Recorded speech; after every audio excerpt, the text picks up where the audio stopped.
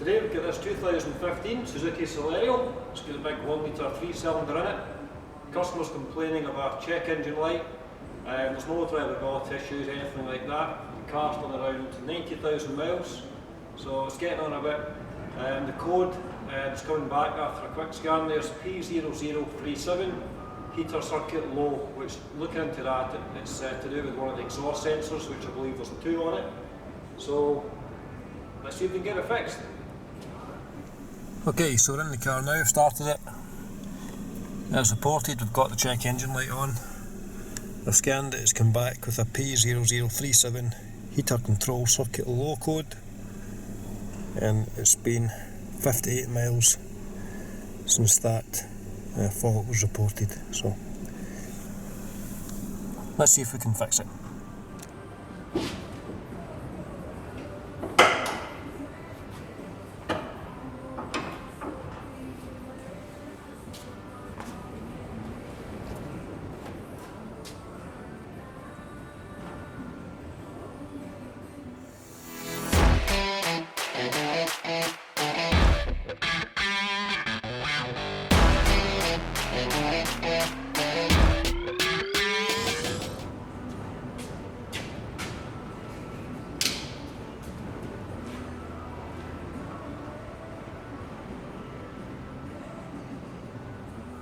So I've got both sensors for it.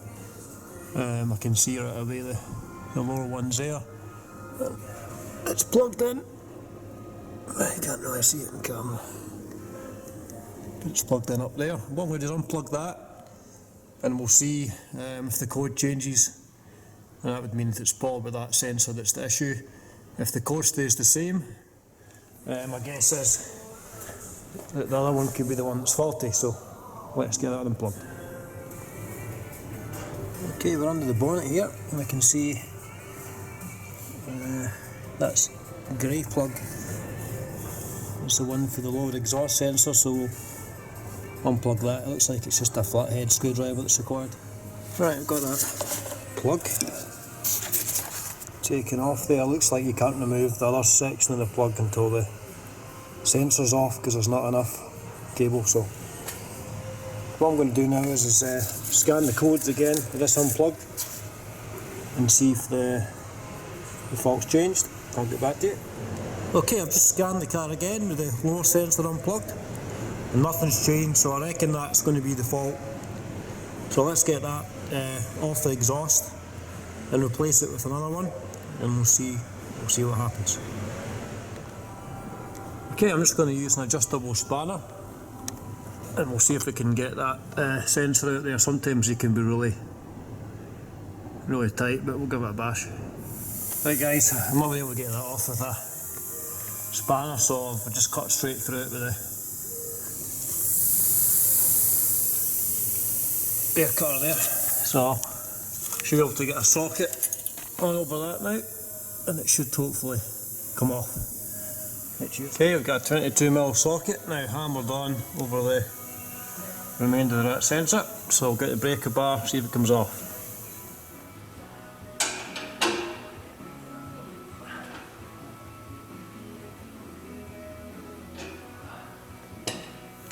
And success, managed to get that off there. So there's what's left of the old one. So we'll clean the threads up on this exhaust, and we'll fire a new one in. Right, so as I say, that sensor was already unplugged. I've done that, so now we need to cut the cable ties that's holding the grey wire to the brackets, and that will let us pull that old sensor out. Here's our new sensors, so we're going to be using this one. Just put some copper slip on this sensor here so it doesn't seize up, hopefully.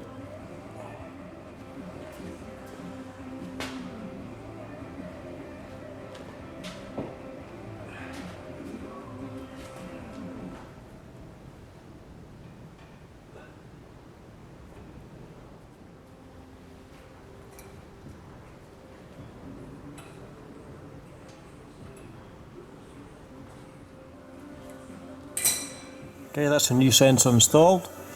Everything's cable tied, so cable's all cable tied the way it was before it came off, so Here's a view from the top. So it's the grey plug, it's all been cable tied up out the way where it should be. So I reckon we're good to try it.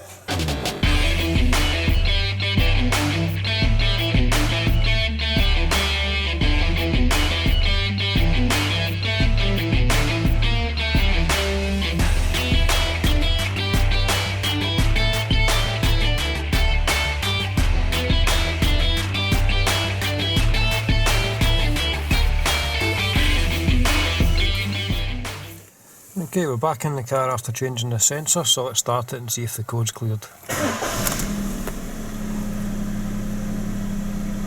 So far no engine light, so that's good.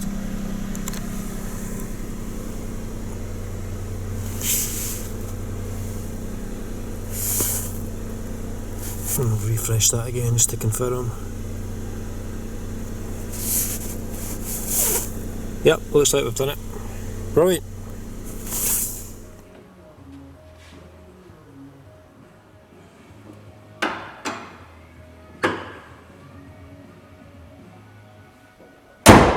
Well, it's all tested, and it looks like the oxygen sensor's cured the problem. I've checked the tyres, pressures to the customer as well, and they can go off on their way now. Thanks for watching.